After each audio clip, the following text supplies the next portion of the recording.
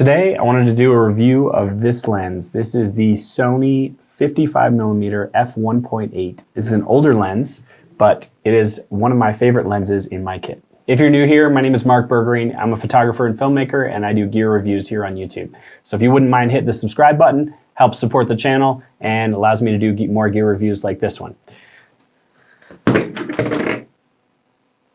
Just kidding. This is the old version, already broken. This is the new version. One of the things I love about this lens, the 55mm f1.8, is how light it is. It's super light, 9 ounces, 280 grams, and I hardly notice when it's on the front of my camera body. So in today's review, we're gonna run through some of the specs, some of the build and ergonomics of this lens, focus performance, image quality. I'm gonna show you some samples. I'm gonna talk through some alternatives because there's a lot of choices in the roughly 50mm focal length. And then we're gonna lastly talk about the value that I think this lens provides. So first, let's jump into some of my favorite specs. As I mentioned, I love how light and compact this lens is, especially when you take off the lens hood. It's roughly 2.5 inches in diameter, and it's slightly longer, 2.7 or so. It's fast, f1.8 aperture.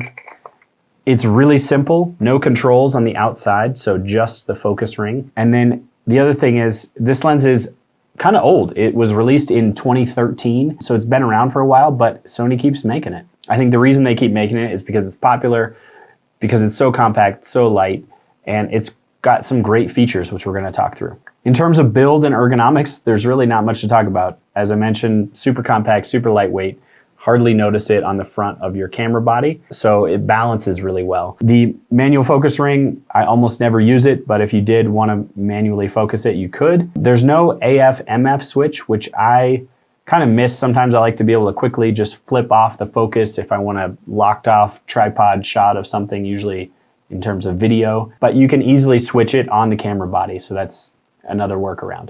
You won't see any of the latest features on this lens like the aperture ring or the declicking switch or even a focus hold button, because this lens came out before all those things were starting to be added to some of the Sony lenses. So I mentioned the focus ring. Let's talk about focus performance.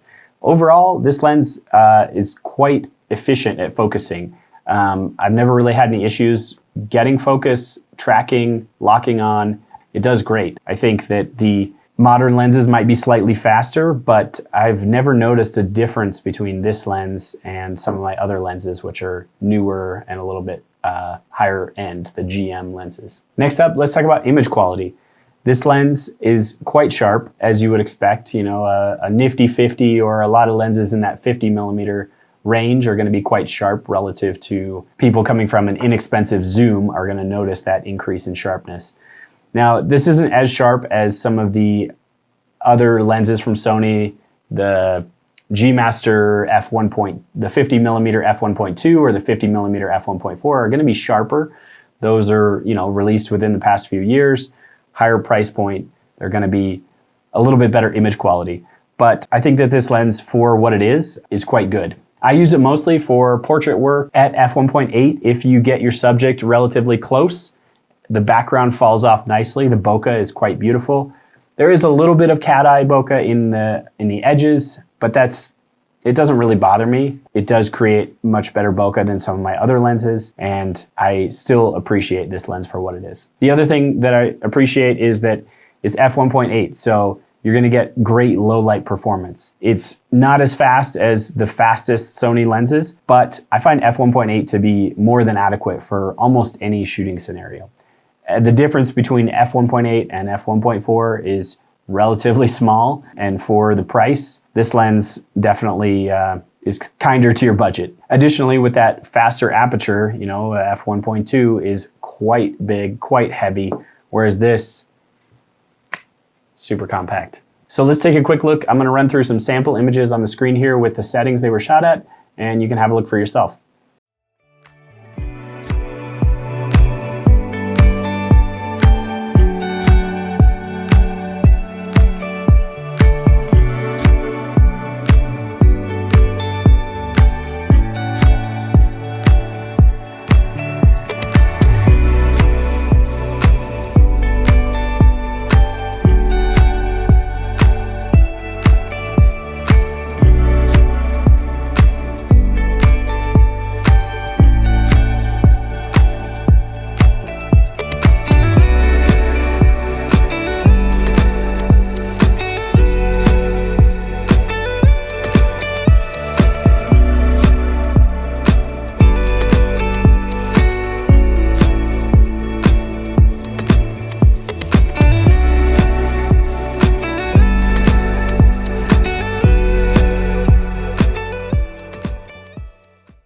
In terms of alternatives, there's quite a few. 50mm is a very popular focal length, so starting from the top of the line, the Sony 50mm f1.2, I've used that lens. It's an awesome lens.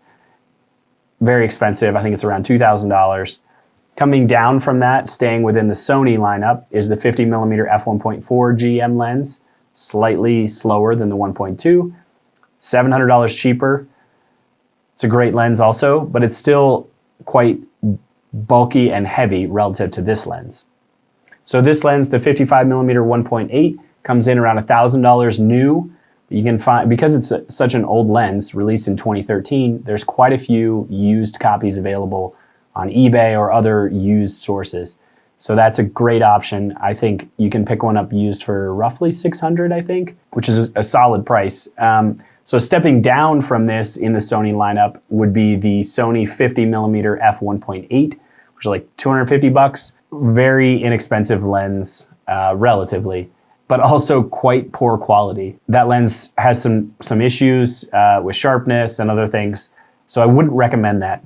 What I would do if you're looking for a budget lens cheaper than this one is I would look at some off-brand. There's choices from Sigma, Samyang, and Rokinon, which is also very similar to Samyang. I think they're like comparable brands. With that in mind, when you are shopping, if you're looking for a less expensive alternative to this, there's a bunch of choices in the 50mm focal length, but make sure that if you have a full frame camera, make sure that you select a full frame lens, because it can get confusing when you mix all those APS-C lenses into the lineup, and it's a little bit congested when you go on to, say, the B&H website and you search 50mm lens. You can scroll for pages. So make sure that you're getting the appropriate lens for your camera. The other thing to note is the old 50mm f1.4. It's a Sony lens. It's got this little Zeiss logo, but it's an older lens. That lens has some sharpness issues and variation copy to copy. So one lens might be great, another lens not so sharp. So be aware of that, and generally I would probably stick or avoid that lens because it's big, it's heavy, kind of bulky. It's just not a great lens. There's some newer versions that I think would be more suitable. Lastly, let's talk about value.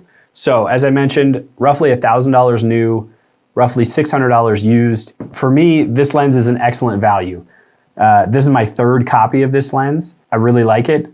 I've bought it several times, obviously. Nothing compares to it in terms of size and weight. Yes, there are better 50mm lenses in terms of image quality and performance, but I think this one is particularly excellent at balancing image quality and price point. So that's my review of the Sony 50mm f1.8.